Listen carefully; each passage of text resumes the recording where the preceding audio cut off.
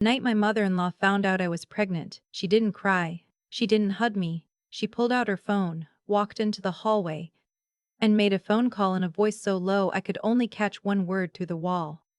Convenient. I was 31 years old, 12 weeks along, standing in the kitchen of a house that technically had my name on the deed, but never once felt like mine. I had just shown my husband the ultrasound photo, that little blurry bean with the racing heartbeat, and his face had done something complicated. Something I told myself was joy, but now, looking back, was closer to calculation. I should have paid attention to that look. I was an interior designer. Reading a room was literally my job. But when you love someone, you redecorate their worst corners in your mind and call it home. My husband's name was Clifford. Everyone called him Cliff. He was 43, 12 years older than me, and the only son of a woman named Rosalind, who had spent the last 3 years treating our marriage like a temporary inconvenience she was waiting to outlast. She lived 20 minutes away. She might as well have lived inside our walls. I need to back up. I need to tell you what kind of woman Rosalind was, because the story doesn't make sense without that.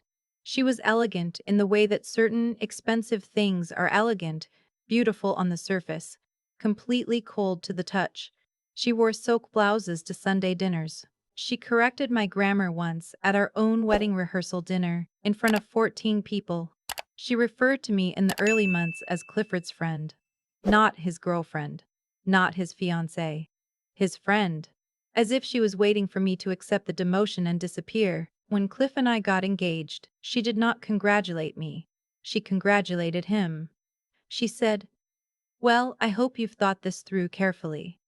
Then she looked at me with this thin, polished smile and said, "Marriage is such a serious commitment."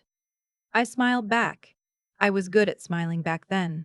What I didn't know, what Cliff never bothered to tell me until after the wedding, was that his grandfather had left behind a trust fund worth just over $8 million, and the terms of that trust stated that Cliff would receive the full amount at age 45, but only if he was, at that point, the father of a living biological child. His grandfather, apparently, had been obsessed with legacy, with bloodlines continuing, with the family name going forward. Rosalind had been managing that trust fund and the interest it generated for years. She had her name on accounts. She had access. She had gotten very comfortable with a situation that depended entirely on her son remaining childless. I found all of this out at 12 weeks pregnant, approximately 30 minutes before Rosalind made that phone call in the hallway. I found it out because Cliff told me. Not gently, not fully, not in the way you tell someone something important. He told me in fragments, the way people confess things they've been holding so long they've forgotten the shape of the whole truth. He said his mother had mentioned the trust recently. He said she was concerned. He said I shouldn't worry about it. I was a woman who had just found out her pregnancy had a dollar sign attached to it, and my husband was telling me not to worry. I went to bed that night feeling like the floor of my life had gone slightly soft underfoot. I didn't say anything dramatic. I didn't cry. I just lay there in the dark listening to Cliff breathe and thinking about that word. Convenient. The next 3 weeks were strange. Rosalind began calling more. Dropping by. She started being kind to me in this precise, deliberate way that felt less like warmth and more like reconnaissance. She brought soup once, homemade, she said, from a recipe that had been in the family for generations. She watched me eat it. I ate it. I was still telling myself I was overreacting. But I had started keeping a journal, and I had quietly installed a small camera near the front door. Nothing dramatic. Just one of those doorbell-style cameras that saved footage to the cloud. I'd had a package stolen off the porch 2 months earlier, and it seemed like a reasonable thing to do. I mention this now because of what came later. At 14 weeks, I woke up in the middle of the night with cramping bad enough to make me gasp. Cliff drove me to the emergency room at 2 in the morning. My hands were shaking the whole ride there. All I could think was please, please, please, a prayer without specific words, just pure animal desperation. The babies were fine. Both of them. Because there were two. We found that out in the ER. Twins. The doctor showed us on the monitor, 2 separate heartbeats flickering like small brave lights, and I started crying so hard the nurse handed me a box of tissues and patted my shoulder. Cliff looked at the screen for a long moment. Then he took out his phone and texted someone. I saw the name on the screen before he turned it away. Mom. I told myself it was normal. He was excited. He wanted to tell her. I told myself this even though it was 2047 in the morning and she was the first person he thought to contact before he had even held my hand. 3 days later, Rosalind came to the house for dinner. She brought her sister, a woman named Philippa, who I had met exactly twice and who had Rosalind's same carved stone quality, all composure and angles. They sat at my kitchen table and ate the pasta I made and talked around me the way you talk around a piece of furniture you're planning to move. At some point, Rosalind mentioned a doctor. A specialist, she said. Someone who worked with high-risk pregnancies. She wanted me to switch to this doctor. She had already made an appointment, she said, for next Tuesday. I said I was happy with my current OB. She said she was sure my current OB was perfectly adequate. There was a silence. Cliff said, "Mom's just trying to help." That was the moment I understood that my husband was not going to protect me. Not because he was evil, not because he wanted to hurt me, but because he had spent 43 years learning to interpret his mother's control as care, and he did not have the muscle memory for anything else. He had never had to choose between us. The few times I had raised concerns, he had always found a way to reframe them as my anxiety, my oversensitivity, my tendency to read into things. I stopped telling him things after that dinner. I started writing everything down. Over the following 2 weeks, small things happened. A prenatal vitamin bottle that I hadn't opened ended up with the seal broken. My regular herbal tea, the one my OB had cleared, was replaced by a different brand I didn't recognize, sitting in the same spot in the cupboard like it had always been there. I noticed both things and said nothing, but I switched to bottled water. I bought myself. I threw away the tea. I started checking the seal on everything before I consumed it. I was 20 weeks pregnant, living in my own house, and I had begun treating my kitchen like a location I didn't fully trust. Looking back, I know how that sounds. I know how it must read. But I had been watching Rosalind for months by then, and there was something wrong beneath the surface of her. Something cold and calculating that had nothing to do with a mother's love, and everything to do with a woman who was watching $8 million start to slip through her fingers. The event that broke everything open happened on a Saturday in late October. Rosalind had organized a family lunch at her house. Her house was immaculate in the way that certain homes are. Like a stage set, not a place anyone actually lived. She had caterers. She had arranged flowers on the table. She had invited Cliff's cousin, her sister Philippa, 2 family friends I barely knew, and a man I had never met whom she introduced as a family advisor. I did not know what that meant, and nobody explained it. I was 24 weeks along. I was wearing a blue dress I loved. I had my hair down. After lunch, Rosalind asked if I would come see something in the sunroom. She said she had found an old photo of Cliff as a child that she thought I might like. I went with her because the rest of the table was watching and I didn't want a scene, and because I was still, even then, trying to believe I was wrong about her. The sunroom had 3 steps down from the main hall. She went first. I followed. At the bottom of those steps, she turned, and in the space of maybe 4 seconds, she said something so specific, so precise, so clearly rehearsed, that it has never left me. She said that she knew the babies weren't Cliff's. She said she had had me looked into. She said that if I signed a document agreeing to relinquish any claim to the trust fund, she would keep this private. If I didn't, she was prepared to take the matter to a lawyer and to Cliff himself, and to make sure I left that marriage with nothing. I stood there on those 3 steps and stared at her. She was completely calm. Her hands were folded in front of her. She looked like someone describing a mildly interesting clause in a contract. I said, "These are Cliff's children." She said, "That's not what the information I have suggests." I said, "What information?" She didn't answer that. She just looked at me with that carved expression. I turned to walk back up the steps, and she put her hand on my arm, not hard, not violently, just a firm grip with her thin fingers, and said, "I need your answer today." I said, "Take your hand off me." She didn't. What happened next is something I have told exactly 3 people in the world, and I want to be careful about how I tell it now because the truth is stranger and more frightening than any version that would make her seem like a monster in a clean, legible way. She pushed me. It wasn't a dramatic shove. It was almost gentle, a controlled press of her palm against my shoulder, and I lost my balance on the step. I was 24 weeks pregnant. My center of gravity was completely different than it had been 6 months earlier, and I went down.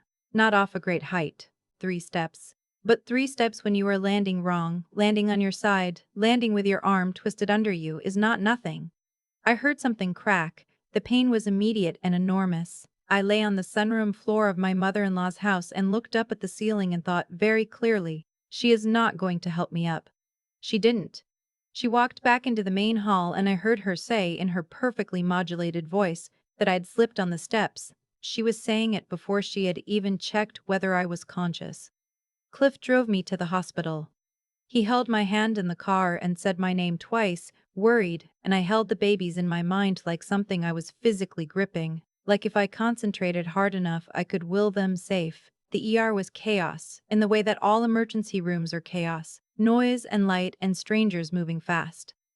I was admitted quickly because of the pregnancy. I had a fractured wrist and deep bruising along my left side. The babies, on the monitor, were fine. Both heartbeats strong and steady. The sound of them made me cry again, the same way I had in the ER 2 weeks earlier. Except this time I cried for longer and I cried harder, and the nurse who came in found me with my good hand pressed against my mouth trying to be quiet about it. I told the doctor exactly what had happened. I told her Rosalind had pushed me. The doctor had a nurse take notes. What happened after that is the part that still makes my jaw tighten when I think about it. Rosalind arrived at the hospital 20 minutes later. She walked into my hospital room, where I was lying with a fractured wrist and monitors on my abdomen, and she began talking. She talked to the nurse who was present. She talked to the young police officer who had been called to take a report.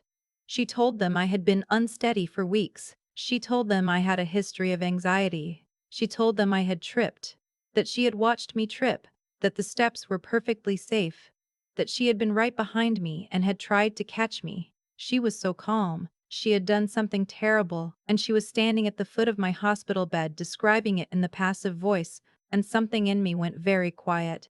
Cliff stood in the corner of the room. He didn't look at me. The officer looked at me with a careful, neutral expression and asked me to describe what had happened. I did. Rosalind interrupted twice. The officer let her. I watched Cliff not say anything, and I understood with a finality that felt like a door closing somewhere deep inside me that this was who he was. This was the ceiling of what he was capable of. He would not lie for her, but he would not tell the truth either. He would stand in the corner and let the room sort itself out and hope nobody asked him directly. I asked for the officer's card. I asked the nurse to document everything. Then I asked everyone except the medical staff to leave my room. Rosalind looked at me when I said that. She looked at me for a long moment, and I looked back, and I did not look away first. When the room was quiet, I called my sister. She drove 2 hours to be there by morning. She was the one who reminded me about the camera. I had forgotten about it entirely. The porch camera, the footage saved to the cloud. It had been recording the front entrance for months. But what my sister pointed out slowly was that I had installed a second camera 3 weeks earlier, a small one, in the entryway of the house. I had done it because I had noticed one of the doors had been unlocked when I came home and I had wanted to know if someone had a key. I pulled out my phone in the hospital bed with my good hand. I logged into the app. I scrolled back to the week of the broken vitamin seal, the tampered tea. There was Rosalind, letting herself in with a key she had apparently never returned. There she was, in my kitchen, 11 days before she pushed me down those steps. Moving through my cabinets, standing at the counter for almost 4 minutes, my sister watched the footage over my shoulder and didn't say anything for a long time. Then she said, "We're calling a lawyer tonight." The lawyer my sister found was a woman named, well, I'm not going to use her real name here, but she was 52 years old, had been doing family law and criminal law in parallel for 20 years. And when I showed her the footage, she sat down her coffee and looked at me and said, "You've been very patient." I had not thought of it as patience. I had thought of it as survival. But maybe those are sometimes the same thing. The footage, combined with my medical records, the ER documentation, the nurse's notes, and the testimony of the ER physician, was enough to open a criminal investigation. Rosalind was arrested 6 weeks later on charges that included criminal assault, tampering with evidence, because she had, it turned out, paid someone to produce a document suggesting I had a prior relationship that predated my marriage to Cliff, and attempting to obtain financial advantage through coercion. The trust fund investigation opened a second front. When the estate attorneys looked carefully at the accounts Rosalind had been managing, they found years of what the financial auditor called irregular disbursements. She'd been helping herself to the interest for a long time. The amounts were not small. Cliff did not stand with her when any of this came out. He did not defend her, but he also didn't call me. He sent a text message, one text message that said, "I'm sorry. I didn't know how bad it was." I read it twice. Then I put the phone face down on the kitchen table. I had moved out by then, back to the apartment my sister kept. I was 32 weeks pregnant, sleeping in a room with yellow curtains that my sister had put up when she moved in. Curtains she had never gotten around to replacing, and they let in the morning light in a way that reminded me, somehow, of being very young. Of a time before I had learned to armor myself against rooms that wanted to use me. The divorce was not simple. It took 8 months.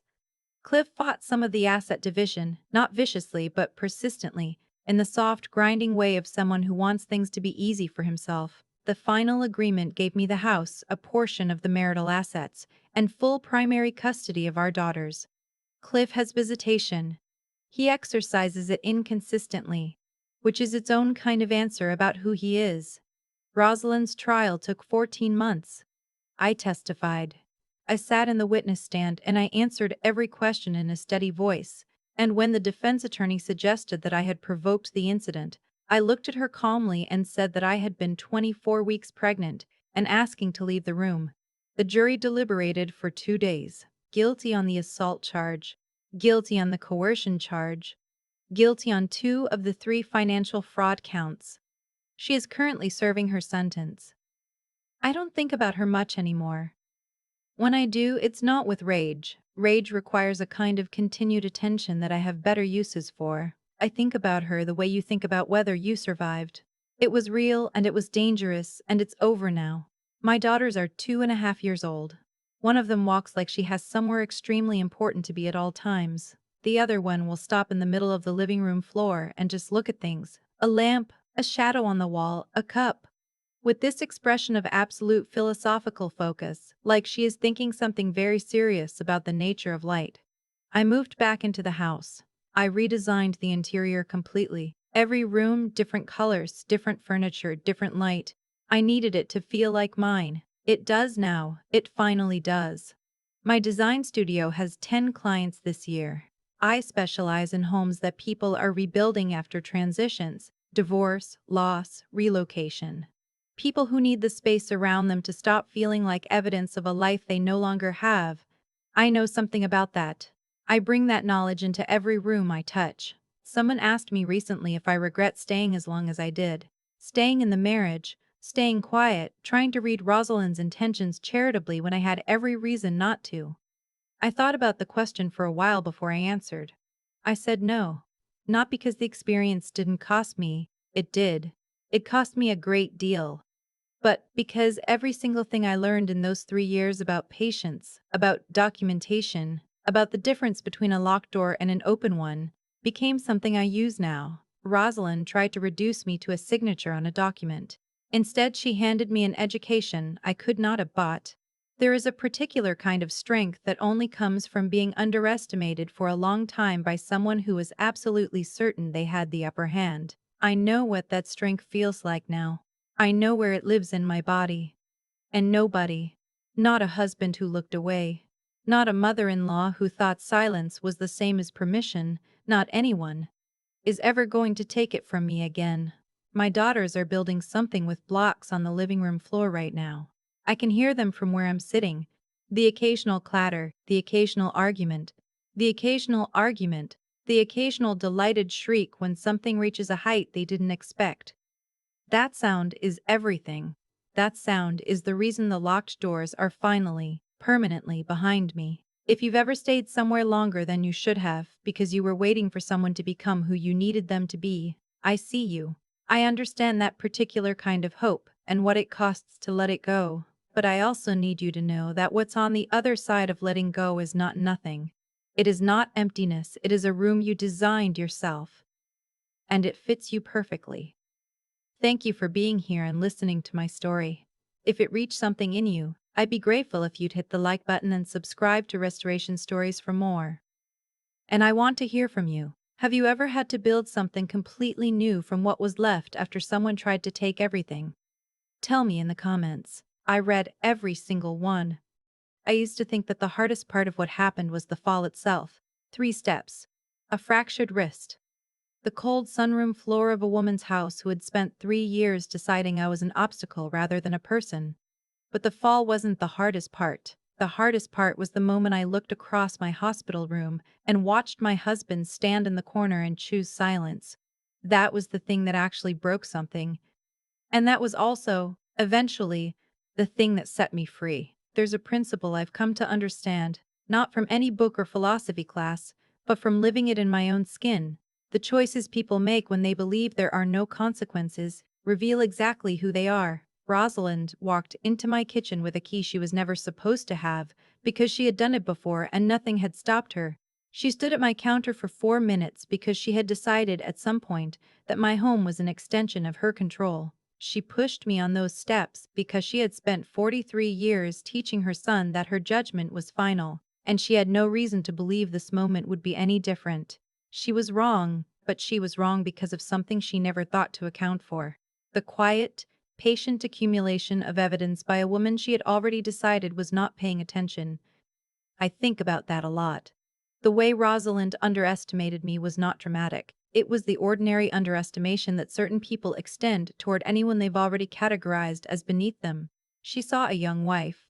She saw someone who smiled too readily and deferred too often and was therefore not a serious threat. She never stopped to consider that the smiling and the deferring might be strategic, that I might be watching her just as carefully as she was watching me. Tree token.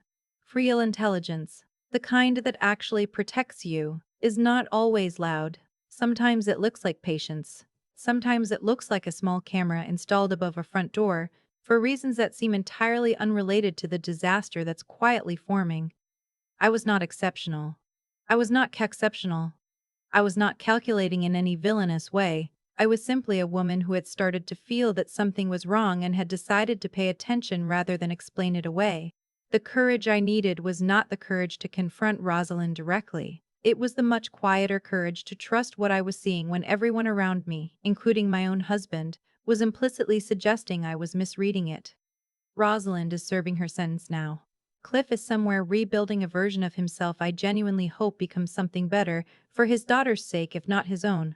And I'm sitting in a house I redesigned from the foundation up, doing work that means something, raising 2 children who look at the world with that particular openness that comes from being loved without conditions. That is not luck. That is not coincidence. That is the direct result of one woman deciding that her integrity and her safety were worth protecting, even when the people who were supposed to protect them wouldn't. The choices we make when it's hard, when it would be easier and more comfortable to look away, to explain it away, to wait one more week and see. Those choices build the structure of the life we actually end up living. Rosalind's choices built a prison cell. Mine built this room, with the yellow morning light coming through the curtains, and my daughter's voices carrying from down the hall. I would not trade it. Not for anything she ever could have offered me.